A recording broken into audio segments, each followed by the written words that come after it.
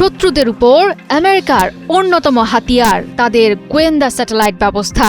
এমনকি বেসরকারি কাজে ব্যবহৃত স্টারলিংকও পশ্চিমারা এখন ব্যবহার করছে নজরদারির কাজে।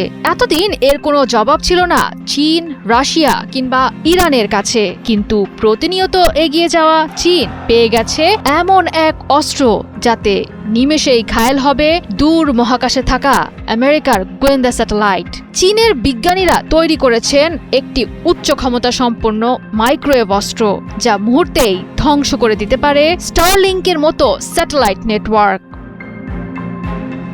চীনের শানসি প্রদেশের শিয়ানে অবস্থিত north West institute of nuclear টেকনোলজিতে তৈরি হয়েছে একটি নতুন প্রযুক্তি যার নাম রাখা হয়েছে TPG-1000CS।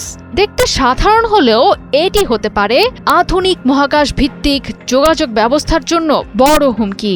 এটি হাই পাওয়ার মাইক্রোওয়েভ অস্ত্রের কম্প্যাক্ট ড্রাইভার যা একটানা 60 সেকেন্ড পর্যন্ত উৎপন্ন করতে পারে 20 গিগাওয়াট শক্তি। বিশ্লেষকদের মতে এই প্রযুক্তি মূলত লো আর্থ অরবিট স্যাটেলাইট নেটওয়ার্ক স্টারলিংকের মতো যোগাযোগ স্যাটেলাইটকে লক্ষ্য করে তৈরি, কারণ আধুনিক যুদ্ধক্ষেত্রে স্যাটেলাইটই এখন যোগাযোগ, নজরদারি, নেভিগেশন ও ড্রোন পরিচালনার প্রধান মাধ্যম।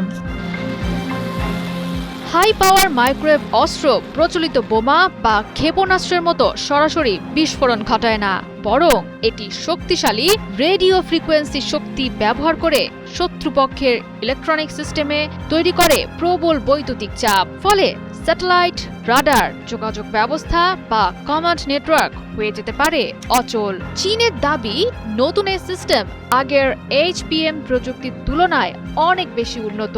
আগে যেসব মাইক্রোওয়েভ অস্ত্র ছিল সেগুলো সাধারণত স্বল্প দূরত্বে ড্রোন প্রতিরক্ষায় ব্যবহৃত হতো, কিন্তু নতুন সিস্টেমটি ট্রাক, জাহাজ, বিমান বা মহাকাশে স্থাপন করা সম্ভব, যা এর ব্যবহারিক পরিধি অনেকটাই বাড়িয়ে দেয়। এই ডিভাইস এক সেশনে ছুটতে পারে হাজার হাজার উচ্চ শক্তির পালস।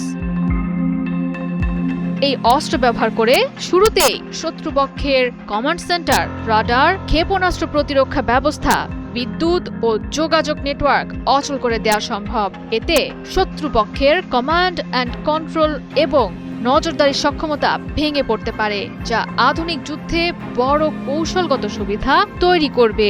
এই প্রযুক্তি চীনের নতুন সামরিক ধারণা সিস্টেমস ডিস্ট্রাকশন ওয়ারফেয়ারের অংশ বলেই মনে করা হচ্ছে।